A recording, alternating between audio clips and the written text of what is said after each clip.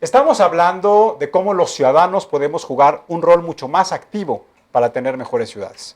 Y hoy me da mucho gusto que nos acompañen ciudadanos como cada uno de nosotros que nos ven, que han dado parte de su tiempo libre, a pesar de las actividades profesionales que llevan a cabo, para tener una mejor ciudad y que han tenido también la capacidad de articular a otros ciudadanos para que juntos puedan llevar a cabo proyectos que contribuyan a que todos vivamos en comunidades mucho más armoniosas.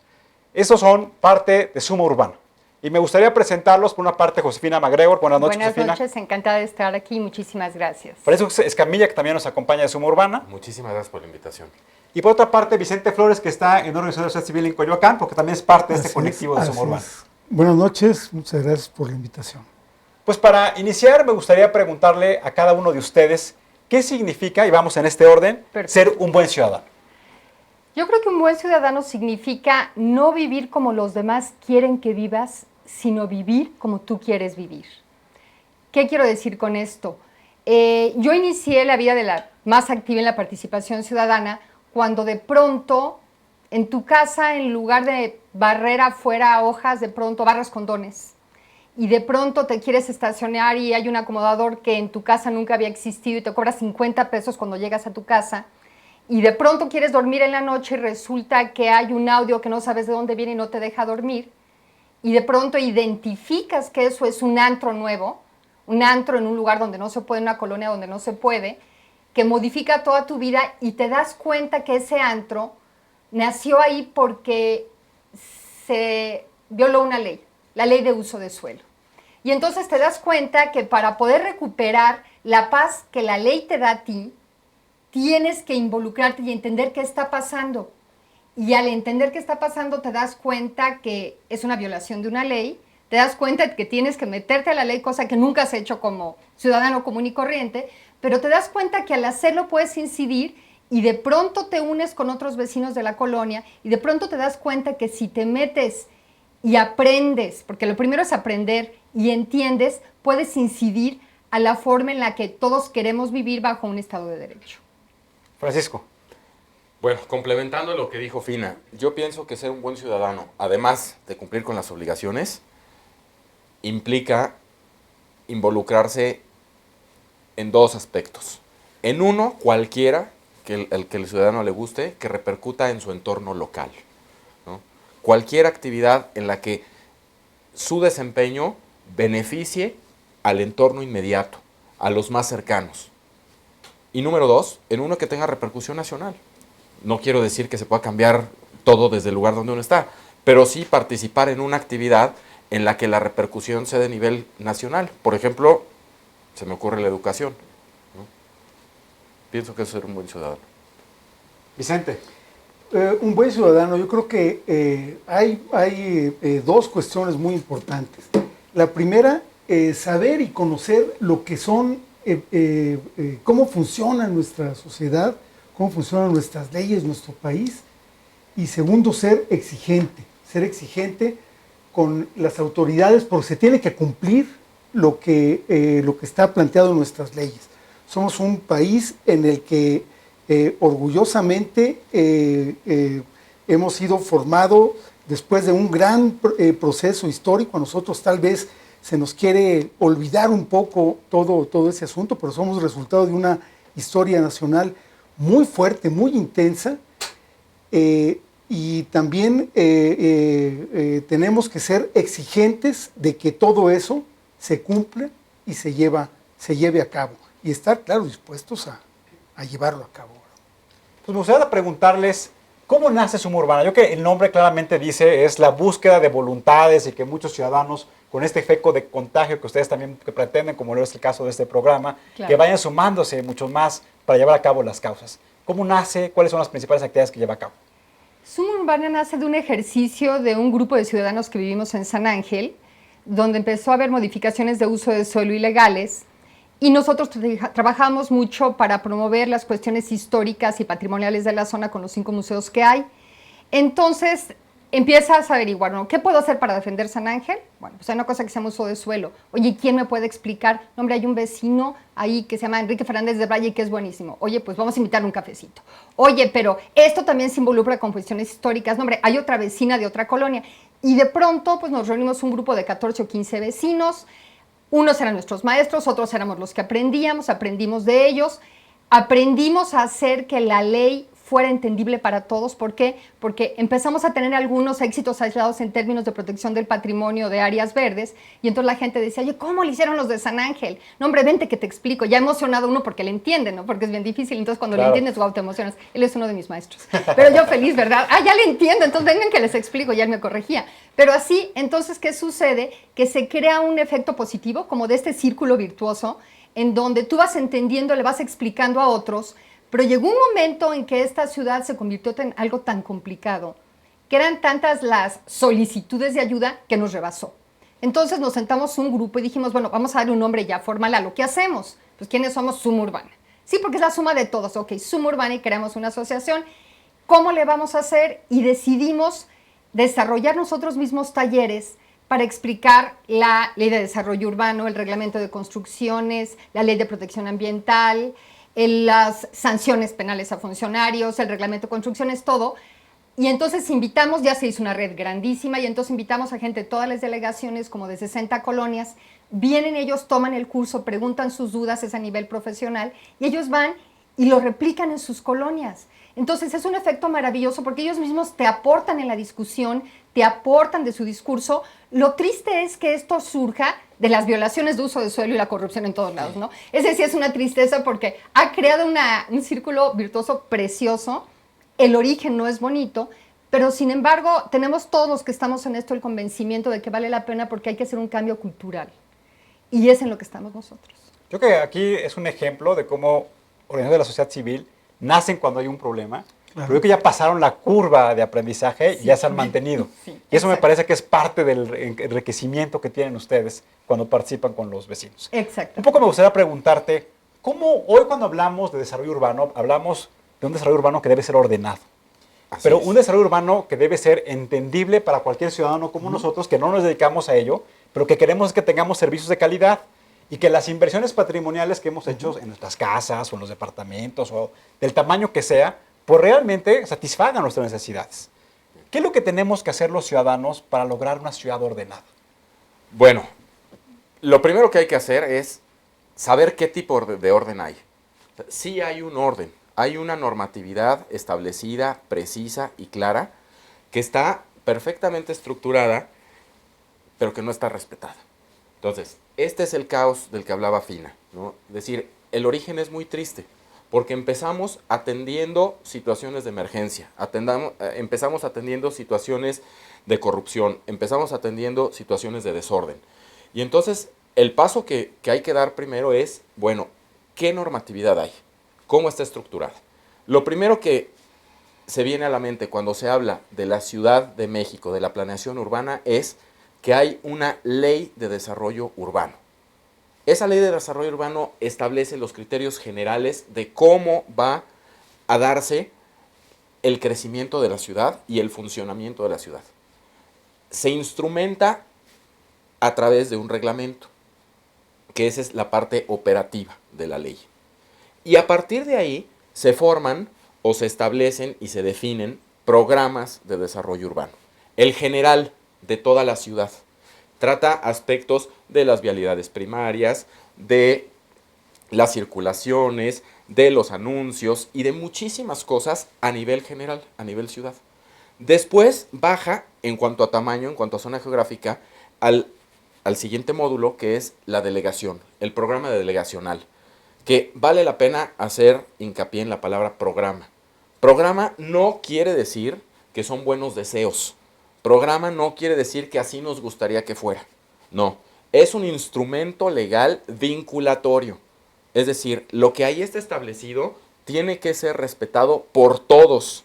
empezando por la autoridad. O sea, tiene una calidad legal Tiene, que lo que significa para los amigos que nos ven es que debe ser de carácter obligatorio. exacto, eso es. Porque muchas vinculante. veces pensamos en un programa y bajo esta incertidumbre que tienen las políticas públicas, pensamos que el programa lo podemos cambiar de un día para la noche. Exacto. Y un programa debe tener una visión de largo plazo, tiene una visión de futuro.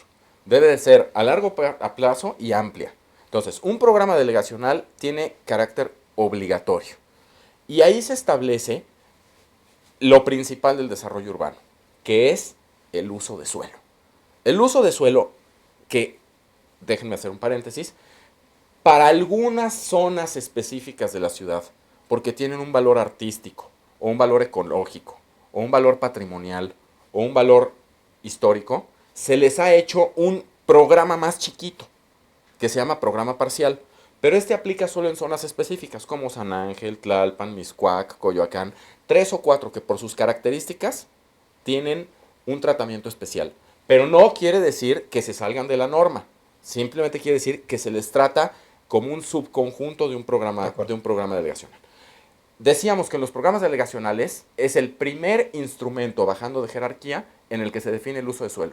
El uso de suelo es el instrumento con el que se garantizan los aspectos más importantes de la calidad de vida de todo ciudadano, y que son el giro permitido, la altura permitida, el área libre permeable y la densidad. Es decir, si nos ponemos a pensar, el 99.9% de los problemas que padecemos los ciudadanos están relacionados con una falta de respeto, con una violación al uso de suelo. Estos 4 aspectos, giro, altura, área libre y densidad, determinan el orden en el que vamos a funcionar. ¿Qué está permitido aquí y qué no está permitido aquí? Aquí está permitido esto, ¿por qué? Porque no impacta en una zona habitacional. Aquí está permitido este otro giro porque no es una zona habitacional.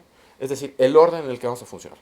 Alturas. ¿Por qué son importantes las alturas? Porque desde luego tienen que ver con el número de usuarios, pero también tienen que ver con la estética urbana. Y tiene que ver, por ejemplo, si tienes una altura de 9 metros, puede ser una casa de 3 pisos. Exactamente. Si tienes una altura, digo, no sé, de 25 metros, tiene que ver con un edificio de 6 ¿Cuántos pisos, pisos? por ejemplo, ¿no? Tiene que ver con la densificación. Y cuando hablamos de de área libre, tiene que ver qué porcentaje del terreno, para los amigos que nos escuchan, Sí, para por que sea supuesto. muy coloquial, qué porcentaje del terreno tú puedes utilizar. Si tienes un terreno de 100 metros y te permiten que nada más puedes construir el 70%, quiere decir que tienes que tener un terreno, una construcción de 70 metros y 30 metros libres. ¿Es correcto? Es correcto. Ahora, y también vale la pena entender por qué el otro 30 no lo puedo usar. Y es, o sea, el otro, ¿cuál sí puedo usar y cuál no? Ya explicamos por qué sí, la parte que sí. Ahora, el que no puedo usar, ¿por qué? Porque esta ciudad tiene de abastecimiento, de fuente de abastecimiento de agua potable, cerca del 75% los mantos acuíferos del subsuelo. Es decir, el 75% del agua que consumimos en esta ciudad se extrae de los mantos acuíferos.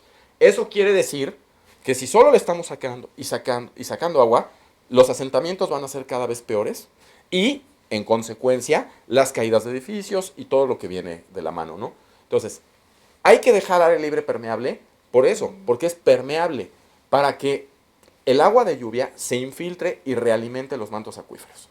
Entonces, ahí dejamos el punto de el área libre. Y por último, la densidad. La densidad es, por cada metro cuadrado de terreno que yo tengo, ¿cuánto puedo construir? Es decir, puede ser media, alta, baja, muy baja o de tratamiento especial. Y eso nos da una idea de cuántas viviendas puede llegar a haber en cada predio, en consecuencia en cada cuadra, en consecuencia en cada manzana, hasta completar colonias. Vicente, un poco también se habla de que las ciudades tienen historia y que las ciudades se construyen por barrios, se construyen por colonias. Y muchas veces lo que se dice es que las ciudades deben preservar esa vocación histórica. Cuando se hablan con los urbanistas que hablan de la redensificación de las ciudades, pues muchas veces atentan contra esa vocación histórica, como puede ser el barrio de San Ángel o puede ser el barrio de Coyoacán. ¿Qué nos puedes decir tú? ¿Qué podemos hacer los ciudadanos para preservar esa vinculación histórica de las ciudades? La primera cuestión es que la ciudad al mismo tiempo es el lugar donde vivimos y el lugar donde trabajamos. ¿Qué significa vivir en la ciudad? Por ejemplo, cuando le preguntan a uno para ir a votar, te dicen, bueno, ¿dónde es tu domicilio? Y resulta que uno vive donde duerme, en un lugar, pues, quién sabe dónde, lejísimos. Y la mayor parte de la vida de uno está en un lugar que no es el de residencia. Ahí es donde adquiere una importancia muy grande el valor histórico de las ciudades, donde todos nos sentimos vinculados con esos lugares. Por ejemplo, cualquiera que se siente, o cualquiera que piensa mexicano, aunque esté un día en Pekín o en el Polo Sur, dice México, va a pensar, él se va a sentir en el Zócalo. Y él nunca vivió ahí, ahí nadie, casi no hay nadie. Pero hay una identificación con esas. Y con el centro, porque pues, ahí nos llevó la abuelita, fuimos con el tío, quién sabe qué cosa. Y lo mismo ocurre con estos lugares, con Tlalpan, con Xochimilco, con Azcapotzalco, con Coyoacán, con San Ángel, que son estos lugares donde reside voy a decir, el México profundo, donde está nuestra conciencia nacional, porque lo demás ha ido cambiando mucho. Realmente somos un país, se nos olvida, somos un país que ha crecido muchísimo, somos uno de los países que más se ha desarrollado en los últimos años. A principios del siglo XX éramos 13 millones de habitantes en el país. La ciudad tenía 600,000 habitantes, llegó a 900,000 cuando la revolución. Ahorita 20 millones, o sea, creció a un ritmo. Entonces, ¿cómo hacemos para poder tener más casas, más edificios, más hospitales, más escuelas, más calles, pero al mismo tiempo que no pasar como aplanadora sobre todas esas cosas? Y ahí es donde entra un poco este asunto de hay unas cosas que respetar y hay otras cosas en que sí se deben aprovechar y cambiar, pero siempre teniendo cuidado de no perder ese vínculo con las cosas. Hace poco tuve oportunidad de recibir a unas gentes que venían de la ciudad de Pekín, y ellos se asombraban de que aquí se conservaran tantos edificios en el centro y se les diera un uso nuevo y diferente. Y ellos decían, bueno, es que allá demolieron todo, no quedó nada, todo es nuevo. Nosotros somos un país que ama la historia, todo el mundo nos sentimos un poco aztecas, mayas, olmecas, pero también nos sentimos un poco españoles, italianos, europeos. Somos mexicanos, somos la fusión de esas culturas. No podemos pretender vivir en la ciudad ignorando todo aquello, destruyendo todo. Tenemos que ser hábiles para respetar, conservar e integrar las cosas, porque todo se puede tener al mismo tiempo. Josefina, hay un término anglosajón que habla de que los ciudadanos debemos ser watchdogs, debemos ser vigilantes del crecimiento de las ciudades. Un poco ahorita nos explicabas cómo está la estructura legal. ¿Qué es lo que hace Suma Urbana para poder provocar y para poder capacitar a que los ciudadanos comunes y corrientes como los que estamos sentados en esta mesa seamos realmente vigilantes del desarrollo urbano de nuestra ciudad? Nosotros nos hemos vuelto receptores de las preguntas y de las inquietudes de muchísimos grupos. Entonces, lo que hacemos es, de alguna manera, procesar la información, tratar de digerirla y ponerla en un lenguaje sencillo y circularla por redes sociales, Twitter, Facebook, correos electrónicos, diciendo, este problema hay en esta colonia, se resolvió así, si tienes algo similar puedes hacer esto. Entonces, lo que tratamos es como de sumar las inquietudes de todos y resolverlas. Y últimamente también lo que hemos hecho hace unos 4 o 5 años ya, nos llegan iniciativas de ley de desarrollo urbano, que tienen que ver con el patrimonio, que tienen que ver con las áreas verdes, las analizamos y damos nuestra opinión en redes sociales. Por ahí dicen que quien hace la ley hace la trampa, no es un dicho conocido, pero bueno, yo no estoy diciendo eso. Lo único que quiero decir es que muchas veces al hacer esta revisión ciudadana, pero por parte de gente muy experta como ellos dos que tienen pues una vida profesional en este ámbito, logras identificar aquellos puntos de la ley que te pueden llevar a lagunas legales que posteriormente derivarán en problemas con el ambiente, con destrucción del patrimonio, con el uso del suelo, con la vialidad, y lo alertas antes de que esa ley sea aprobada.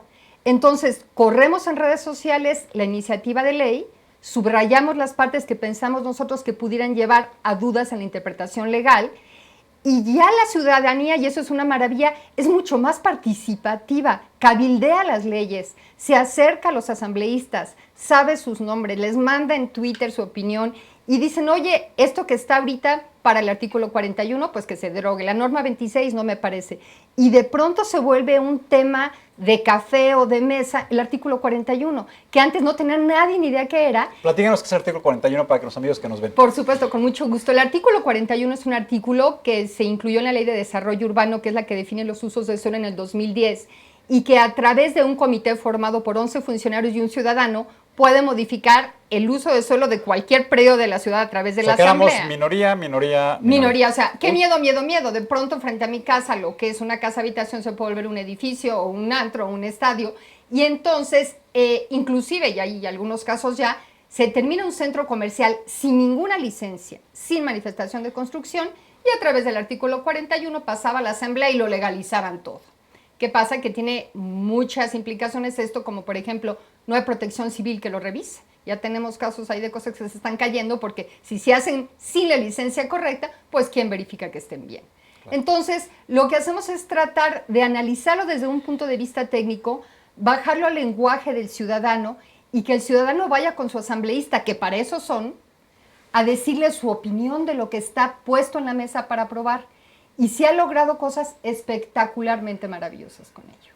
Ahora, son dos aspectos. Una es la legislación y la otra es cómo se aplica la legislación. Sí. ¿Qué sugerencias nos das para que los ciudadanos comunes y corrientes como nosotros seamos vigilantes y estemos identificando cómo no se está aplicando de manera rigurosa la legislación? Bueno, lo primero que pueden hacer es acercarse a los cursos de Suma Urbana. Suma Urbana. Invítalos, ¿dónde se pueden inscribir? Sí. Invitamos a todos, siguiéndonos en Facebook o en Twitter, que se pongan en contacto con nosotros y que si tienen algún tema que en particular les preocupe o les interese, nos lo hagan saber y lo más probable es que podamos hacer un curso de la materia específica. Ahora, tenemos unos que ya están estructurados. Si les interesan, pues también son bienvenidos. ¿En qué consisten? Uno, desde cómo pedir información a la autoridad, conocer la legislación vigente, conocer los procedimientos para hacer trámites, entender cuál es el mejor papel o la mejor manera de articularse entre distintas asociaciones ciudadanas y así sucesivamente, porque de repente hay esfuerzos aislados. Por ahí están algunas asociaciones de Polanco haciendo una lucha valiosísima que no encuentra eco por falta de comunicación con otras asociaciones. O lo mismo pasa en Mixcoac, en Xochimilco, o podemos decir muchos ejemplos. Al sumar esfuerzos y aprender las experiencias ajenas, los resultados son mucho mejores. Eso es parte de lo que logra Suma Urbana. Ahora, ¿qué le puedo decir al ciudadano de cómo enterarse de los trámites? Primero, que nos hagan saber cuál es la materia específica que quieren conocer. Y segundo, les damos la respuesta particular. En general, conocer la legislación. Y como segundo punto, consultar en la página del Gobierno del Distrito Federal los trámites obligatorios, que es un punto importante porque los trámites obligatorios son normalmente 5 o 6 y las autoridades se dejan pedir más para confundir y para invitar al desorden. Ese tema lo conozco muy bien. Yo fui objeto de una remodelación y me leí perfectamente el reglamento, la ley, el programa parcial de desarrollo urbano. Y me pedían documentos. Bueno, y finalmente estás a expensas de una serie de personas que están en la ventanilla que tienes que entregar los documentos. Así es. Estamos finalizando el programa. Sí. Un poco me gustaría que nos compartieras cuál es tu imagen de futuro de la ciudad en la que te gustaría vivir. Ahí voy a tener que combinar un poco el pesimismo con el optimismo, ¿verdad? Creo que lo más importante es que pudiéramos tener autoridades que estuvieran más dispuestos a seguir los intereses de sus ciudadanos. Creo que la Ciudad de México somos una ciudad joven, aunque fue fundada en el año 1350, acabamos de cumplir 15 años como ciudad. Y parece ser que nuestros gobernantes han perdido realmente el interés por seguir las necesidades de los ciudadanos que representan. Yo lo que quisiera, como a lo que aspiro en el futuro, es tener esta ciudad en la que haya esta posibilidad de cumplir la gran cantidad de leyes que posee el Distrito Federal. Si uno pone normatividad urbana, no hombre, salen ahí leyes de todo y muy buenas leyes. El problema es cómo se aplican. Eso es lo que yo quisiera. Y creo que siendo exigentes y no quitando el dedo del renglón y con el tesón y la entereza de seguir adelante, veremos cumplido esa meta. Estamos terminando el programa. Quisiera nada más, si nos puede repetir, Josefina, la cuenta de Facebook y de Twitter para que las personas que nos ven puedan acceder a estos cursos y puedan mandar sus consultas. Claro que sí. En Facebook es Suma Urbana, es nuestra página, y en Twitter es @SumaUrbana, y los invitamos a informarse y opinar. Ser buen ciudadano significa infórmate, opina y ayúdanos a lograr el cambio. Pues amigos, los felicito, muchas gracias por acompañarnos. Creo que aquí Gracias. tenemos el ejemplo de 3 buenos ciudadanos, como decía yo al inicio de la entrevista, que le han dedicado parte de su tiempo libre, que es un tiempo que en lugar de dedicar solo a la familia o a las actividades profesionales, lo dedican en bien de todos. Y eso lo que debemos hacer es que debemos generar ese efecto de contagio. Yo creo que, amigos, cerramos este programa un poco tratando de identificar que el futuro del crecimiento económico, del desarrollo de las comunidades, de la capacidad, del sentido de pertenencia de las personas hacia las comunidades, pasa por las ciudades. Y nos parece que tenemos que pensar en cómo tenemos que amortizar las inversiones que realizamos de manera individual los ciudadanos, pero también debemos amortizar las inversiones que hacen las propias ciudades con transparencia, con rendición de cuentas, para un uso adecuado de los recursos públicos. Platicábamos al inicio de la entrevista, previo más bien a la entrevista, de inversiones que han sido realmente fastuosas, que si viéramos cuál es el impacto social que tienen, que es muy bajo. También platicábamos en otro programa que hoy las grandes inversiones se hacen para el automovilista y no se hacen, por ejemplo, para el transeúnte o para el transporte público. Y es ahí entonces donde está la oportunidad de que tengamos toda la capacidad de vigilar el desarrollo urbano de la ciudad, que tengamos la capacidad de entender cómo tiene que crecer la ciudad y de esa manera consideramos que vamos a tener un mejor funcionamiento y vamos a ser mejores ciudadanos. Muchas gracias, buenas noches, Gracias. nos vemos en la próxima emisión. Muchísimas gracias. Y recuerden, ante todo, seamos buenos ciudadanos. Buenas noches.